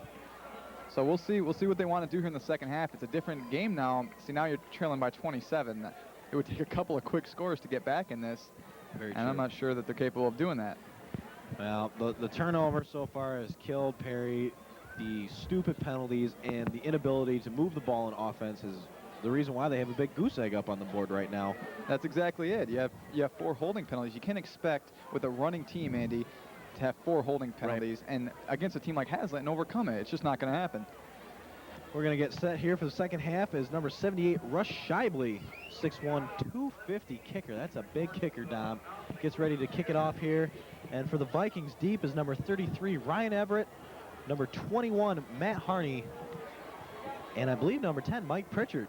So maybe the Vikings here this half will probably give the first stringers the much deserved rest they need, and they'll probably give the second stringers probably more opportunity to show what they can do. Yeah, I think it might take like one more touchdown to really just kind of put the stamp on this one, start plugging those substitutions in. But we'll see as maybe Harney can break one here and set up a good Viking drive. And there's the kick. Not too deep of a kick. It's going to bounce. Matt Harney fumbles the ball there, picks it back up. Oh, and he is dragged right down to the ground violently. Wow. Kenny Strachan there. It looked like a face-off for our angle. I think he just actually grabbed around and got him by the chest. I believe and so. Yanked him down.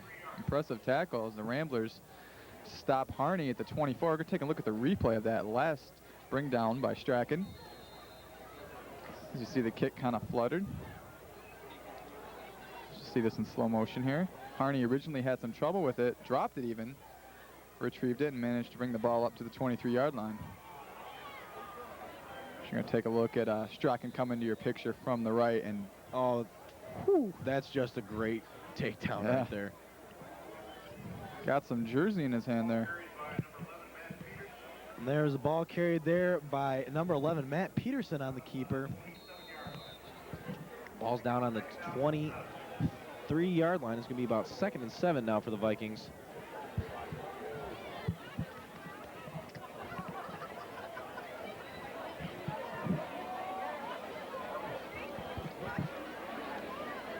As Peterson's going to hand it off there to number 28, Ryan Winder, and he was not taken down by the Ramblers, but he was stopped in his tracks. And they stacked him up there. And they're going to be close to a first down. It's going to be 3rd and 2, Andy.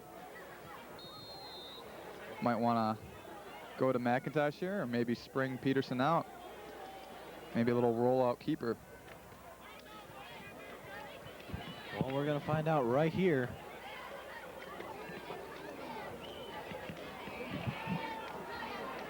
There's a hard count there by Peterson, as he's going to keep it, and I don't know if he got that, Dom. I think it's going to be close. Might need the sticks on that one, Andy. He is awfully close. I think he might have it, but as everyone knows, I've been wrong many times, so we'll see what the refs think. And I don't believe he got it. Oh, we're going to have a timeout for measurement, looks like. So maybe you're not wrong yet. Delaying the inevitable. Possibly. We'll see. But still, I just think that this Viking offense is just, their backs are bigger and stronger than the Perry defense, and I think they're just going to end up wearing them down halfway through this quarter, and it's just probably going to get really ugly, Dom. Oh, and you got a big house back there like McIntosh. It gives you that luxury. And he is going to be short, I believe. That's going to bring up 4th down. So, Dom, you have a 4-touchdown lead. You have a 4th and 1 Punt the ball. Punt the ball? Punt the ball, absolutely. No reason to press it here. In your own territory, punt it away. Perry's offense has not sustained anything for too long of a period tonight. No real injury update from the sideline, Andy, on Isaiah Mims. Saw him with a little ice pack taped to his shoulder. We do not know whether he'll be back in the game. Well, Dom, looks like that's why we're up here instead of on the sidelines. Vikings are going to go for it here on 4th and 1 as they hand it off to McIntosh. He gets the first down. McIntosh to the outside there, Andy. Picks up the first down and then some for Haslett. Works out for Coach Otluski there. I'm not a big fan of that play. I'd punt it away there, especially in your own territory, but hey, you got the first down and did the job, so Vikings drive will continue.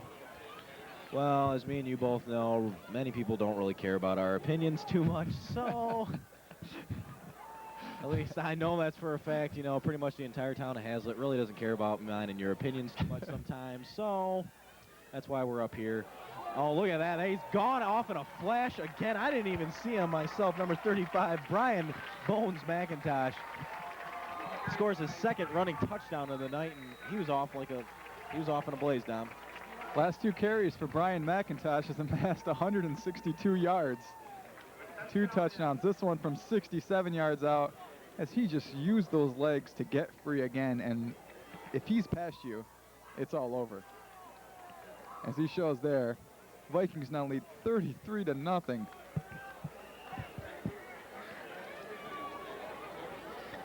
Zilch comes on here for the extra point attempt. He's been a little shaky tonight, Dom, missing 2 of them so far. Let's see if he can knock this one right down the middle. And he definitely just did that as the Vikings jump on top to a 34-0 lead. We talked about maybe one more touchdown, putting the seal on it and allowing Coach Otluski to use some of his substitutions. And as we can see down here on the sideline, number 4, Brent Hissong, was just warming up, so you might see him come in the next series for Haslett. Yeah, definitely. In my mind, there's no point of putting your starters back out there when you're up this much and risk them getting hurt when you're up by this many points. I would say you definitely got to put in the second stringers, give them an opportunity to show them what they can do, you know, and it also, you know, gives Coach Otluski something to think about in case he wants to switch things around a little bit. No question about it. So Zilch will get set here to kick off. Deep for the Ramblers will be number 34, Abe Cross, as well as number 40, Kendall Strachan. And how about all the talk earlier in the game, Andy, about Big Mac with all the big plays early, and now his little brother has got to be closing in on 200 yards tonight, if not past. Oh, definitely. But that's what you like. You like to have that combination of backs that can do both, you know. Some of the Haslett teams in the past, you know, we keep coming back to the past and the present. Some of the past Haslett teams have only had that one go-to running back, you know, the Logan Barnharts, the Pete Erigs. This team, they have the combination of the McIntosh brothers, and they're just absolutely amazing tonight. Using Widener as well in the backfield tonight, has had a couple of solid carries, Andy. Haven't seen too much of Joe Austin, however. Kick is returned by number 40, Strachan. He's got one block, and he's knocked out of bounds by number 25 for the Vikings, Nick Evan, I'm sorry. And the Ramblers will take over 1st and 10 at about the 29-yard line. Abe Cross brings his troops out there for his first offensive series of the second half. As the hole is even deeper now, his team trails by 34 points. I mean, to be honest, I really like this Cross kid. I think he's got a definite upside. Oh, yes, definitely. And is only a junior, so you know, Coach Myron has the luxury of having him next year.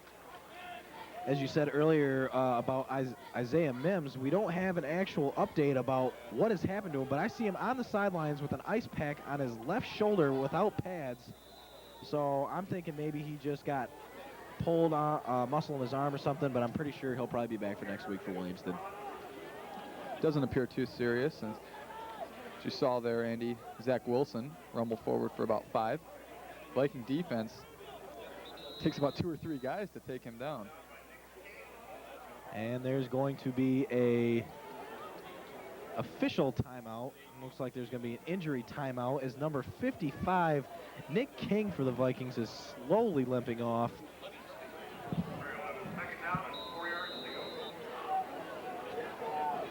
King there looked like he might have tweaked his ankle a bit, Andy.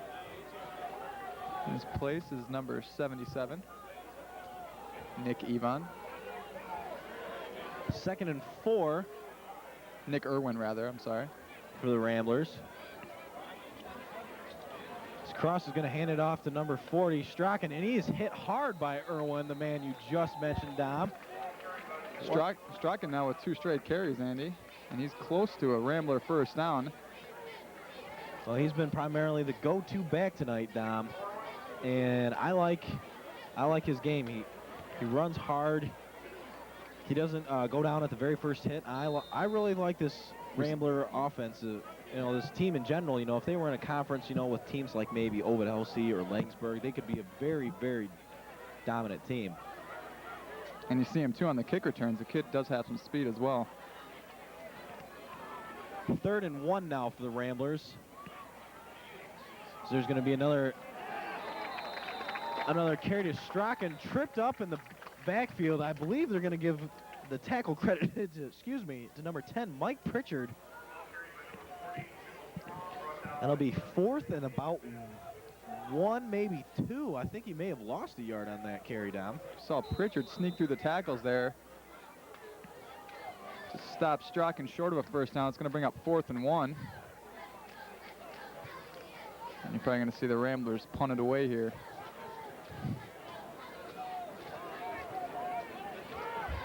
Fourth and 2 now here. Ramblers getting set to punt.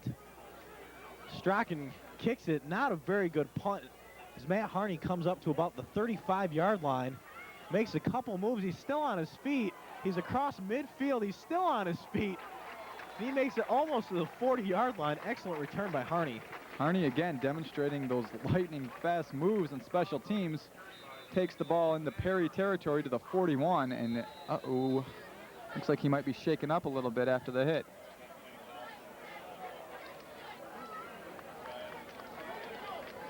As you see teammates Jeff Bott and the trainers come out there. I believe the way he went down, I believe he hit the leg of number 22, Derek Brooks, and I think his neck just got twisted. Trainer's checking his leg to see if he has any feeling in his leg, and we hope definitely that he does. He's going to get up. Good sign for the Vikings there. Harney already with a touchdown and a couple of fine returns. They definitely could not afford to lose him now.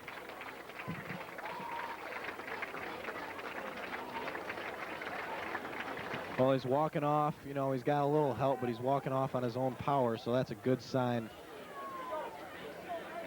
As the Viking offense will get set here to take the field. Can't be too serious as he's exchanging some pleasurable words with Helper Bott there. It's good to be back, isn't it? You know, I think the people really miss our commentary. You know, and I know I've missed it. Possibly they could get more of us if things go well. We're in the works right now, possibly for a little surprise maybe for the Haslett community. We'll see if we can work that out. First and 10 for the Vikings as it's given off to number 28, Ryan Whitger, and he's definitely got some wheels. Look at this kid run, Dom. He is thrown out of bounds at about the 19. I think Ryan Widener was saving all that for that one run. Wow. Or excuse me, I'm sorry, about the 15. What an excellent run there. Widener takes that about 27 yards down to the Perry 15, and as the Vikings look to extend this lead even further.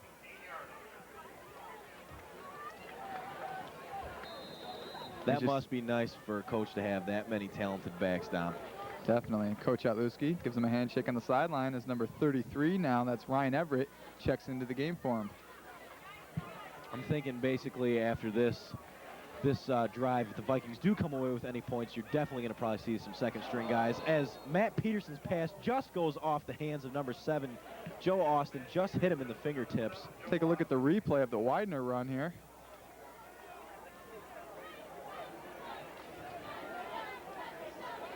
Have this in slow motion for you as you see Peterson with the give to Widener, and he just bolts to the outside and finally knocked out of bounds by Brooks at the 15-yard line. Nice breakaway speed there for number 28, Ryan Widener. And it's going to be 2nd and 10 on the 16 now for the Vikings. There's going to be a handoff there, a counter to number 32, Brent McIntosh. He rumbles inside the 5-yard line. Looks like McIntosh may have just set up 1st and goal for Haslett. Tough play on the last play for Joe Austin as he wasn't able to pull that pass in. In his defense, it was a little bit low. Catch that needs to be made. Well, I definitely think, you know, after a run like that, you got to give it back to the go-to back, number 32, Brent McIntosh, and let him get a score here, Dom.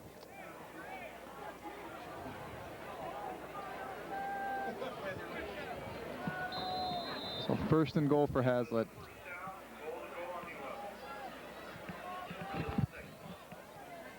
First and 6, 1st and goal for the Vikings. As they do give it back to number 32, McIntosh, trying to get to that corner. He dives and they gave it to him. Touchdown, Vikings. Great run to get to the corner by 32, Brent McIntosh. Brent McIntosh finds the end zone yet again as he beat the Perry defensive back to the pylon. I thought for a moment he wasn't going to be able to get in, but that extra second effort crosses the pylon, and the Vikings now lead 40-0. And the story of this game is definitely offensively the McIntosh brothers. Definitely. Deadly combination, both of the McIntosh brothers. Both of them being able to score pretty much at will this game. I'm very impressed with both of them tonight. As Zilch gets set here for the extra point attempt. He missed it again, so that is the third extra point attempt Zilch has missed tonight. May cause for some concern, I would believe, from the part of Coach Otluski. You're going to take a look at the replay of the McIntosh touchdown. As you see him, you're going to see him cutting to the outside here. Step for step was number 20, DJ Hart for Perry, but McIntosh just too much in the end. Bowls over for the touchdown. It's 40 to nothing. And as you said, Andy, yeah, it caused for a little bit of concern now. That's 2 out of 5 on the extra points for Brandon Zilch. Hit a couple in a row there after a couple early misses. So I'm sure the kicking game will be addressed in practice this week. Normally a very steady kicker. I'm sure Coach Otluski's not going to lose any sleep over that. And I believe we're closing in on a mercy rule now. Is that correct? If you're up by so many points in high school football? 35 points, the clock does run. So a continuous running right now, correct? Plays into the hands of the Vikings. Oh, definitely. I'm sure they'd love to get out of this game injury-free as soon as possible. Get out of this game injury-free. Focus on next week's game. You know, as we've said all night, you know, the Hornets of Williamston can be a dangerous foe, especially down there in Williamston. And that'll be a dogfight for sure. So the Ramblers get set to return. Number 34, Abe Cross, and number 40, Kendall Strachan. Is 52. Brandon Zilch gets set to kick off here. We're down to 6 minutes and 51 seconds here in the third quarter. The Vikings enjoying a blowout lead right now, 40 to nothing. Excellent kick by Zilch, taken by Strachan at about the 5. He is crushed. Got up to about the 19-yard line. Those Vikings special teams really swarm all together in a circle and took down Strachan there. So I think he is just shy of the 20.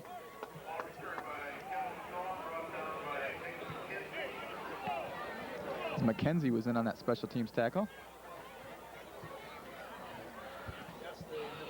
This will be 1st and 10 on, they're going to call it the 20-yard line for the Ramblers.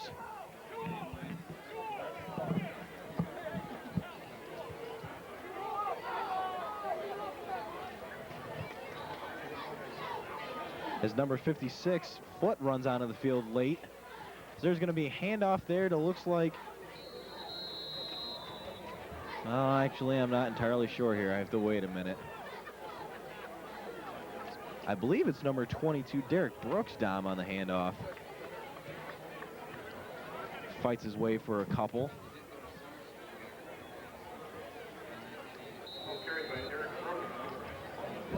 Let's bring up 2nd and 7 now on the 23-yard line. As we said before, thanks to my colleague, in high school football, if there's a 35-point lead or more, there is a continuous clock, which does play in favor to the Vikings, as Dom said earlier. This will be 2nd and 7 now on the 23-yard line. Cross is going to hand it off there to number 22, Derek Brooks, and he's gotten 2 handoffs in a row, Dom. You know, we saw him early in the game, but since he's been pretty quiet. Yeah, here and there the Ramblers have gone to Brooks, actually more so really sticking with Strachan as well as Wilson occasionally, but Brooks has gotten a few carries, and he picks up there about 6 yards, 7 yards, makes it a 3rd and short. Probably call it about 3rd and a long one, Dom, on the 29-yard line.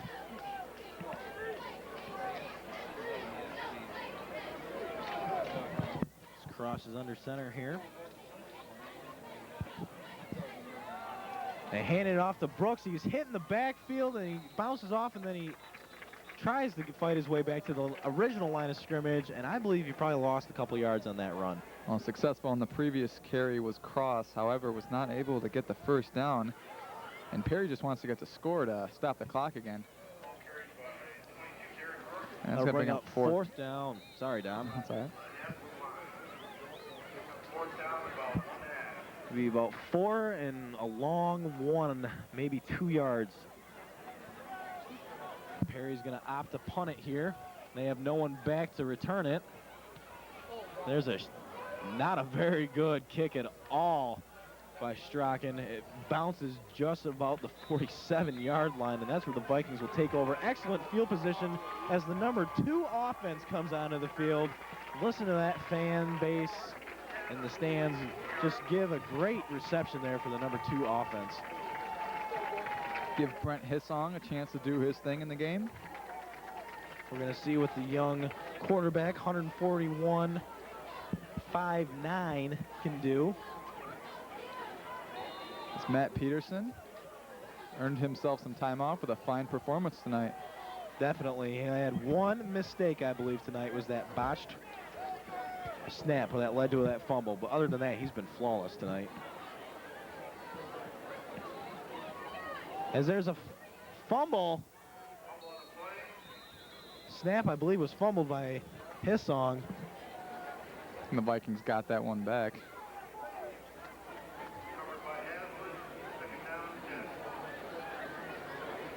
Sit on the sideline all night long and come into a game. Sometimes those hands are a little cold. Yep, and there's going to be a timeout taken by the Vikings. Otluski wants to talk over some things with his number 2-0. Probably tell him, guys, we got a big lead. Tell him to settle down. It's your guys' turn to shine.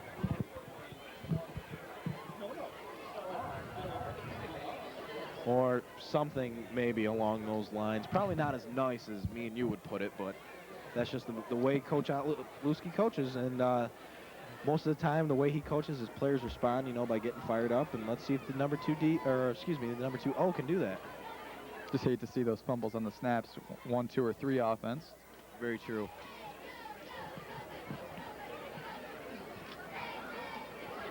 Another great night tonight for football. Fall is definitely coming down, but this has just been a great night tonight for football.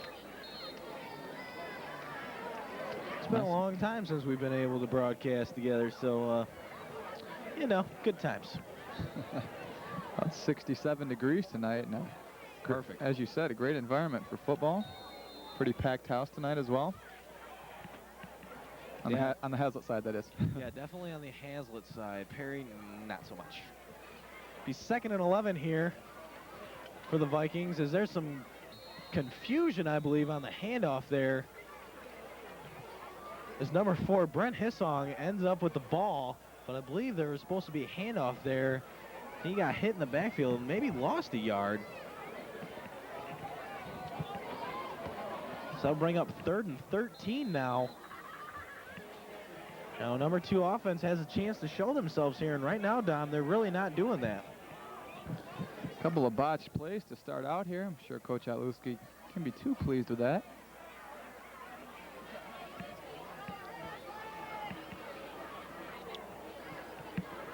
Call it 3rd and 12.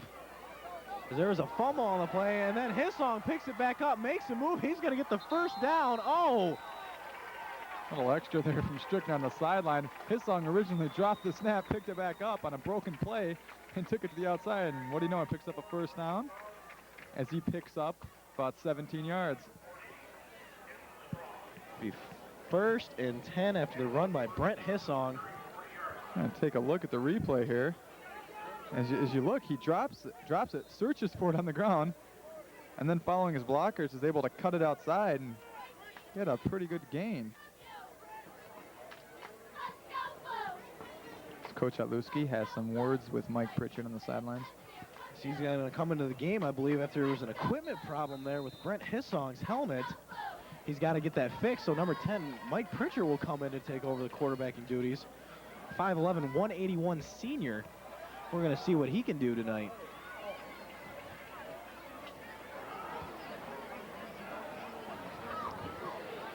Oh, and there's a fumble. Another botched handoff right now, and Coach Otluski cannot be too pleased right now with his quarterbacks botching these handoffs right now. That's 3 fumbled snaps in the last 4 plays, and there's nervousness, and then there's a little bit of a cause for concern, and I think that's starting to become the case.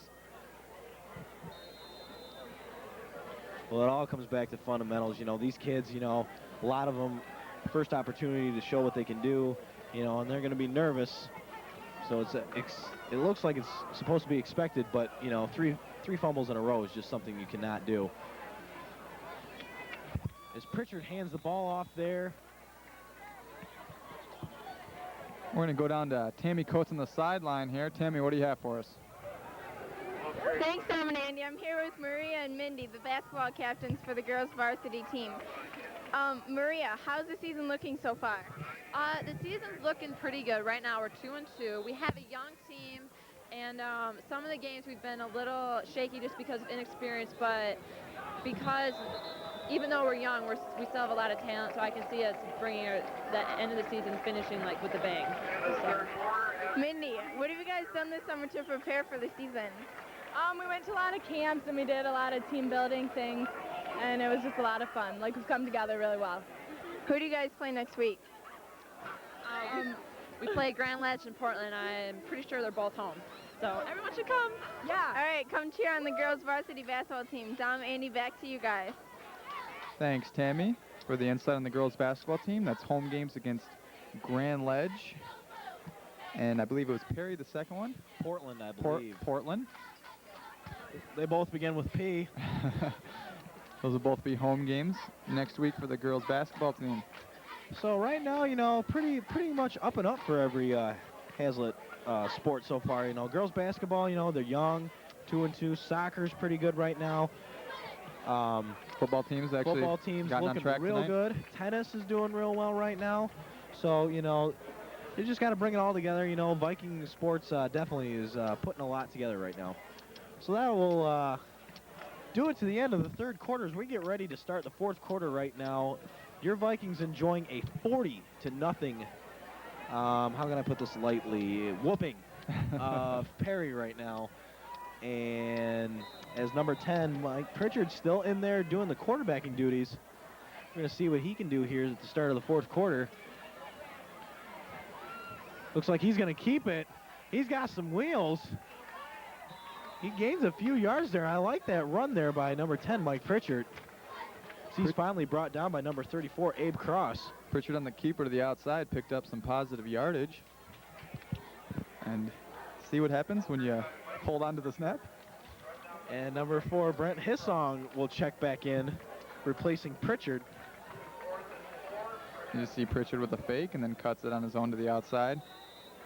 Beats a couple Perry defenders before he's finally taken out at the 34-yard line. And as you said, Hissong now gets another opportunity under center.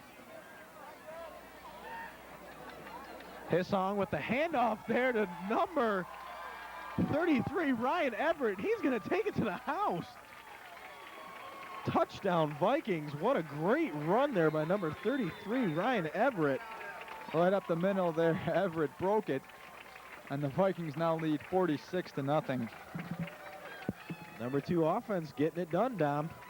Finally coming together. Last 2 plays there. Picked up 40 yards, and Everett capped it off with a 34-yard rumble for a touchdown. We're going to take a look at the replay of that.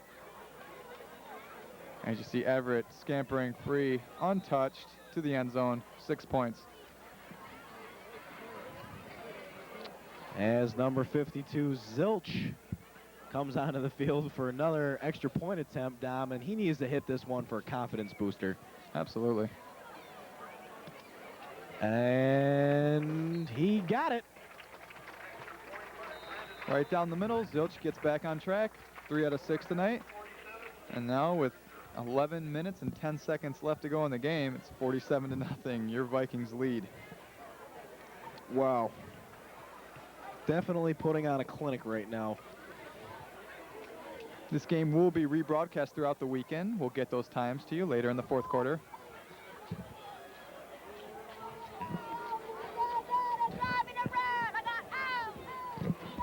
Wow.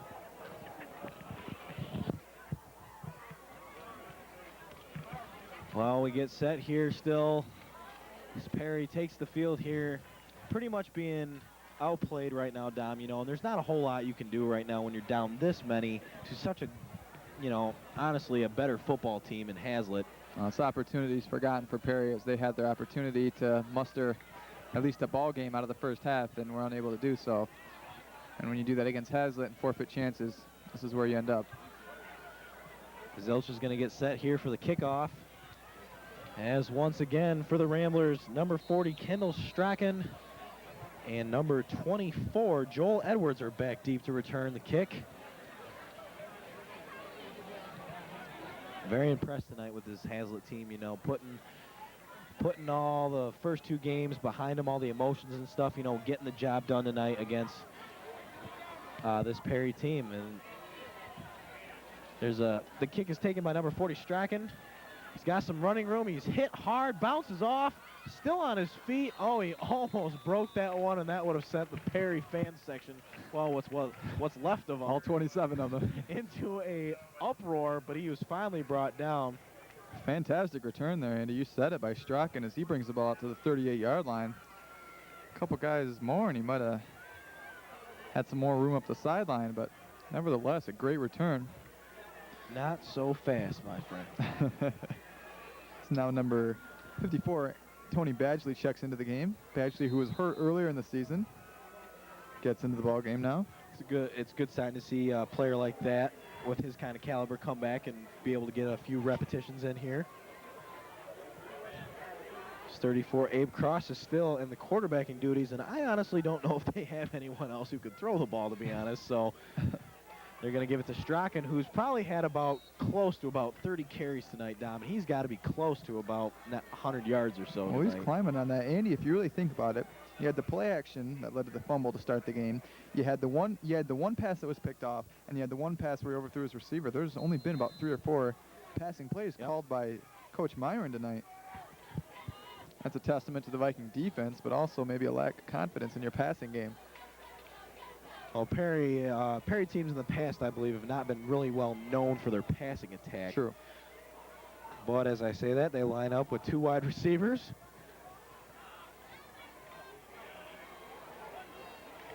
Cross is going to get back to throw. Complete. Oh, what a hit! Holy cow!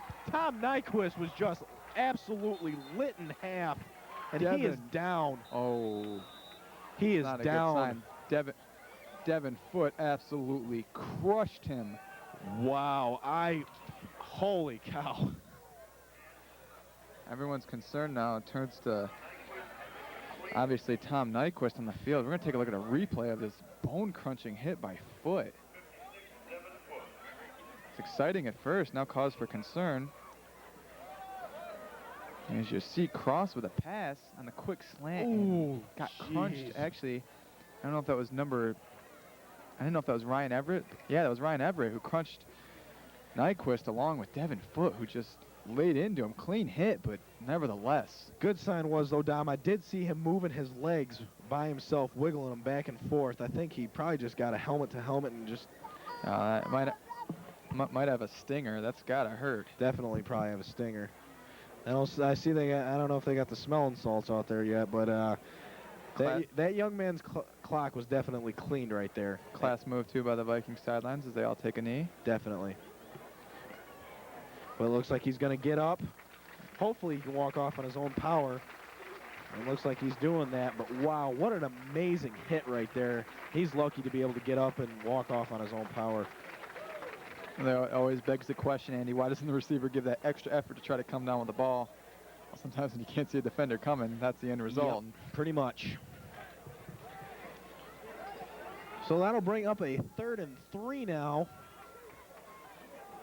for the Ramblers. I just can't get over that hit. I mean, that was just something else. I'm glad he was able to get up, but what an amazing hit there by Foote. One of the biggest hits we've seen in a couple of years. Oh, definitely. It's been a while since we've seen something that big. Because there's receivers out there again for Cross. They're going to give it to Strachan. Bounces off a few, and I believe he's got another Perry Rambler first down. And I definitely think that for some reason, I definitely believe that the Ramblers have more first downs than the Vikings tonight. I'm going to see if we can find out for sure exactly if that's true or not, but they'll bring up a 1st and 10 now for the Ramblers on the 49-yard line. We are at 8:29 left here to go in the game. Vikings are up 47-0 right now in the visiting Ramblers. Cross is going to hand it off again to number 40, Kendall Strachan. And so far, Dom, I am so much impressed with this Strachan. Getting the bulk load of carries. He's probably had about 30 to 35 carries tonight. They still don't have any points on the board, but he's definitely moving the ball.